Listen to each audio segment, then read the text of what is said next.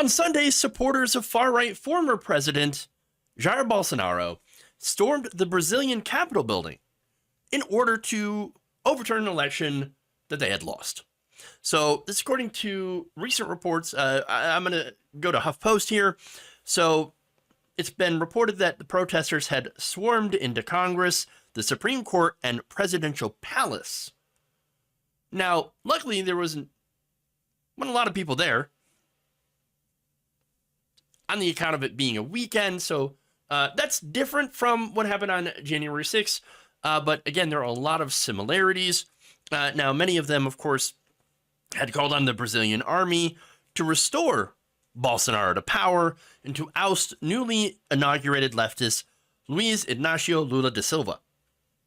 Now, rioters had donned green and yellow of the national flag on Sunday and broke windows, toppled furniture, hurled computers and printers at the ground, vandalism essentially, overturning tables, one of which the Supreme Court justices usually sit at. They ripped doors off and vandalized a statue outside the court. No reports of whether or not they had defecated in the halls and smeared it around. So we don't know that. So as far as we know, America, still number one at doing congressional vandalism and making it gross. So, yeah. Not something to be proud of, by the way. All right. Now, apparently the report said the monumental building's interiors were left in states of ruin. So, horrifying. And it turns out that more than 1,200 people had been detained as a result of these Brazilian Capitol riots. So, again, all of this sounds very eerily similar to our own January 6th that had happened after Trump had lost his election. In fact, let me go down the ways that they are very similar. So let me give you some details. After his October 30th electoral defeat, Jair Bolsonaro, who has since gone to Florida. So Bolsonaro staying in Florida right now. Interesting. Very interesting. Now, he has been stoking belief among his supporters that the electronic voting systems were prone to fraud. So it's a lot like what Donald Trump had been alleging with the Dominion machines and Donald Trump supporters, people like Mike Pillow going around saying, oh, it's the machines, the machines are bad, there's massive amounts of voter fraud, etc.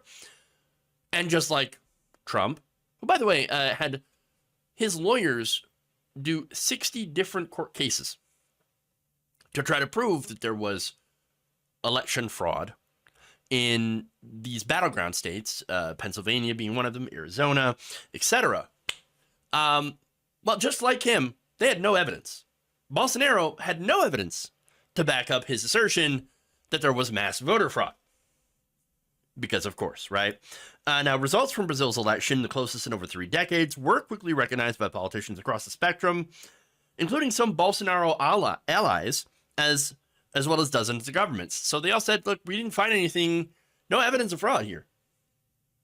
So, I mean, there it is. Yet, despite that, Bolsonaro and his party submitted a request to nullify millions of potential votes. That is, again, something that a lot of these, it wasn't into the millions, but you can, of course, remember one of the perfect calls, so-called perfect calls, with Brad Raffensperger from Donald Trump saying, you should you find me additional votes and then get rid of some of the ones that we don't agree with.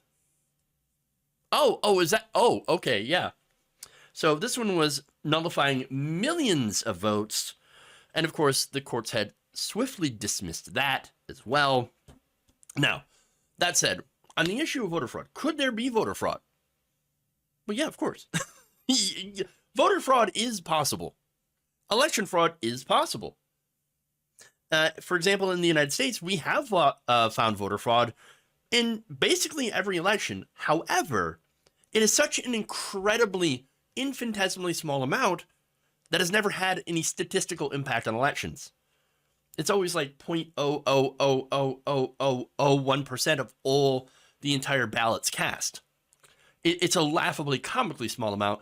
You are more likely to get crushed by a vending machine than you are to do in-person voter fraud. and we do see, by the way, people getting, crushed by vending machines because they try to stick their arm in them, and to get out those M&Ms or whatever. So, yeah, if you're stupid enough to do that, you might also be stupid enough to do voter fraud, at least when it comes to voting twice on purpose, which a lot of Trump supporters have been found to do. Now, there are also instances of people being charged with voter fraud that, for example, believed that they were eligible to vote and then voted. These are people that were told, hey, you could vote. You've served your time. You're now legally eligible to vote. And then they go to vote and they find out, people have just accused me of voter fraud. Why? What did I do? I voted. Oh, you weren't actually supposed to. And this is what happened in Florida to voters. And by the way, DeSantis had been going after those people. And in an embarrassing defeat after embarrassing defeat, turns out DeSantis keeps losing those cases because these people were told that they had their voting rights when they actually didn't. And so it wasn't their fault that they did this voter fraud. So that said, right, Brazil's system is a little bit different than the United States.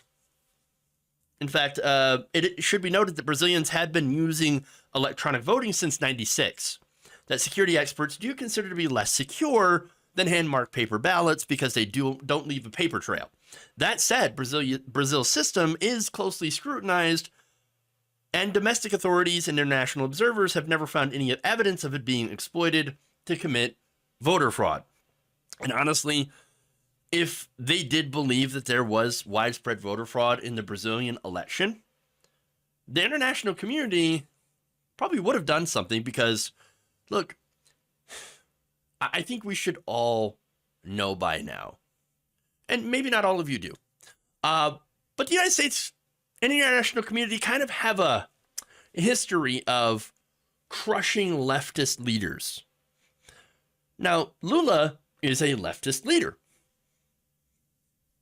And so, I think that if they had even any concern that this was not a legitimate election, they would have absolutely brought it up. Of course. That said, there was no evidence of voter fraud, but despite the fact that there was no evidence of voter fraud or election fraud, it didn't matter to Bolsonaro supporters who, like Trump supporters, on January 6th did not accept the results. They refused. In fact, the supporters blocked roads and remained camped outside of military buildings, urging the army to intervene and do a literal coup, which they did not do. So that's one commonality, is why this all started. And by the way, you had a lot of people in the United States that are allies of Donald Trump also feeding into the idea that there was mass voter fraud that happened in Brazil. So now let's go to the police response. According to the Justice Ministry's press office, the police were noticeably slow to react. Even after the arrival of more than 100 buses, people were literally bussed in for this. I find that very, very interesting. But I think for the opposite reason that right-wingers are finding this to be interesting, and we'll get to that. But many people were wondering why the authorities were ignoring these warnings like they did during our own January 6th riots. And they're also wondering if authorities had underestimated the protesters or had been complicit. Again, a lot of these same things had happened during January 6th and afterwards. So it's very interesting. One video had showed a group of protesters pushing through a police barricade with only a few officers using pepper spray. Another showed officers standing by as protesters stormed Congress, including one using his phone to record what was happening. Oh man. Oh, this is going to be great on TikTok. Wow. No, you're supposed to do your job. Of course. Well, they're not going to do their jobs. Now, I mentioned before a lot of right-wingers in the United States. One of them pops up. Steve Bannon. Jair's son, Eduardo Bolsonaro, actually had held several meetings with Donald Trump, Trump's longtime ally Steve Bannon, and his senior campaign advisor, Jason Miller. Bannon, of course, with Peter Navarro, had talked about the Green Bay sweep in reference to the 2020 election, sowing doubt about, of course, the results in order to get fake electors into office in order to keep Donald Trump in office. Bannon, for his part, was ecstatic about this. On Sunday, he called these rioters, quote, freedom fighters. Now, that said, as I mentioned, few people were working in those buildings, so that's good. But still, what we had as supporters of a former president not accepting election results and resorting to violence. And it's a little ironic that Bolsonaro was nicknamed Brazil's Donald Trump, and not really surprising that he and his followers took after Donald Trump. Although, to be fair, Bolsonaro not quite as loud-mouthed as Trump, at least in this case. Now, as for Lula, in a news conference in Sao Paulo state, he decreed that the federal government would assume control of the federal district for security, and called out the fascist fanatics, and saying that those who financed them and their activities will be found and will be punished. Now, Lula also took a shot at Bolsonaro about this, saying that he had encouraged these rioters, again, because they were his followers. He refused to, of course, to concede the election, and refused to really criticize the rioters as well. Now, Bolsonaro responded by saying, peaceful protest is part of democracy. But vandalism and invasion of public buildings are exceptions to the rule, but did not make any specific mention of the protesters in Brasilia, which is Brazil's capital. So basically, he's using the Trump playbook and, not actually denouncing the actions of his followers and allowing them to do whatever. I'm sure at some point they'll blame the United States. In fact, I already know somebody who is, but we'll get to that. But look, overall, this is really interesting because it shows that what happens in the United States does have ripple effects all over the world. And it's not just because we're superpower. Our politics is insane, and everybody pays attention to it. And so you have fascists in Brazil and people who follow fascist leaders in Brazil and in other countries all over the world that have followed this playbook and that are using this. And so we shouldn't at all be surprised to see another January 6th-like event happen in another country. The rise of fascism and in the United States, especially among our right wing, has emboldened it in so many other places. And that is incredibly, incredibly scary.